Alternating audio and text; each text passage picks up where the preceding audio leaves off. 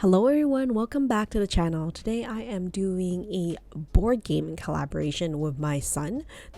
This is called the shopping list game that my son had come up with as we were kind of playing one day. So there's this game that he was introduced by one of our family friends that is a shopping list game that's also like a memory game where they flipped over each of these little cards and then they try to see if that item is on their shopping list, and if it is, they add it to their board. So my son was playing this game and he was telling me like, Mom, I don't really understand why some of these items are not necessarily things that we buy on a regular basis or going to stores that we regularly shop in. And I'm like, that's a really great idea. Maybe we should create our own board game that has like our grocery list of items that we usually purchase for our household and places that we go to shop. So we started like writing a list of stores that we usually go to and then like items that we normally purchase from those stores. And that's where this game spawned from.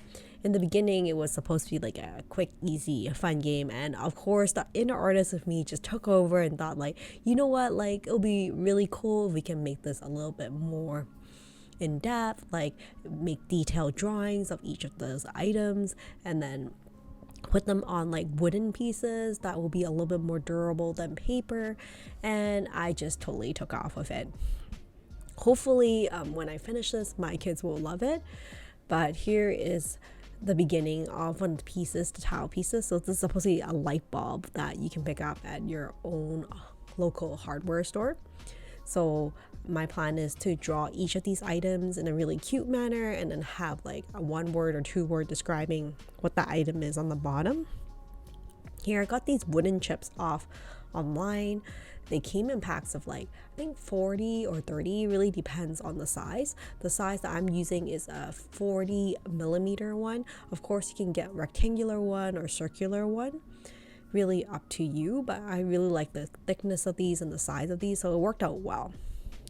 I use like dimensions of like board games that they already have at home to kind of figure out roughly what size I want, because you want to pay attention to how your children will be interacting with some of these toys tactily, like is it too small or too large for them to kind of fiddle around and play with. So once I figure out like the game pieces, what size, how many I need, I started thinking about like how many stores I wanted to do, so how many game boards I would do, and like how many items I want for each store. And we wrote all of this down and I transferred it over to Excel sheet to kind of figure out like which items do I really want to keep, because at the end of the day we had a really long shopping list and I knew I didn't have time to draw every single item on there. So here the first one I'm doing is lighting. I'm using my POSCA acrylic markers to color in these characters, and it was just so fun to come up with these characters. And I'm also using my Sakura jelly rolls that you can pick up at like Staples, Amazon, your local art store as well, to kind of provide some outline. So through some trial and error, I figured out like what kind of medium works best. I think acrylics and archival inks works best. So here is the first piece. I won't say it's perfect, but I think it's pretty darn cute. So that is the first of many pieces that we did together. The next ones are more like food related, which are like the grocery stores that we often head over to and items that we purchase. To start off, I want to give like the tip that if you're planning on doing this and you're planning on using acrylic markers, I highly recommend that you start from lighter colors to darker colors when you're drawing these. I don't think they have to be super fancy. I imagine that you can get your kids to do them as well, and like they can probably value the process and value that game so much more when it's finished. It's kind of like the analogy that like when you purchase something from IKEA and you build it yourself, it's just so much more meaningful than like a fully assemble piece of furniture that you would buy at another furniture store. You just have so much more attachment to it. So I think in the future I might do an expansion pack where my kids will contribute and do their own pieces, but for now they're a bit young, so not exactly like the first craft activity they'll be interested in, and it does take a little bit of organization and patience to finish all of the pieces. So I also want to show you I'm using this Mod Podge like in this matte version to seal the artwork. So after it's done, like it's fully dry, You want to make sure you put a sealant on it to kind of make sure that the artwork doesn't fade or doesn't like scratch easily and get damaged over time, of course, because you're going to be playing around with these pieces very often. So you want to make sure that it keeps well, especially if you spent so much effort into like drawing and coming out with the pieces. So here I'm just putting the sealant on it. After putting the sealant on, you can see it's translucent, so you can't really see it at all, but it does take around roughly 4 days for it to fully seal itself. So just put it in like somewhere cool, dry place, and like don't touch it for 4 days. Of course, it really depends on like the size of the piece and how thick a film of a sealant you're putting on it. Okay, now I'm doing some other pieces that I think will be really fun. On the edge of my desk, you can see other art pieces that I'm working on, including some keychains from Studio Ghibli. If you're interested in those, you can check out my YouTube videos on my process of how I make those. Of course, all of these are sold already, so I actually don't have the original pieces anymore. But at least like I have pictures and videos of how they look like in the process. So this next one I'm doing is noodles, because we pick up like a lot of different types of carby foods like rice and noodles, and I thought it would be really nice to have like a restaurant or a grocery store where we pick up noodles from. So I limited my palette for what acrylic colors I want to have, because I don't want to be like all the colors of the rainbow. I think if there is general like color scheme, it looks just aesthetically so much better. So here you can see I'm using yellow as like a highlight for outline. And I'm limiting my color palette, just using like more warmer tones, like warm yellows, reds, and browns for my pieces. And I'm thinking it looks pretty nice so far. At the end, I did decide on 6 stores that I would go with, and then 6 items from each store. So if there's 6 stores, it ends up being around 36 wooden pieces that I have to put together. But really, like, some of these pieces don't take long to draw. It's more the conceptualization of like what items I want to draw, like how do I want them to look like, and how do they match with like the selection that I already have for that store. I don't want anything that's too similar between different stores and also too similar within the same store. So I think it's like more churning and discussing the ideas of my kids that took like more time and is actually more fun rather than just the drawing of the pieces itself. So here I'm writing down noodles so they know that they can pick up noodles at one of our local grocery store. I imagine if you want to do something like this, you don't necessarily have to choose like shopping lists for stores that you often go to, but it can also be like, let's say, restaurants that you like to visit or dessert places and what kind of things on their menu that you really enjoy.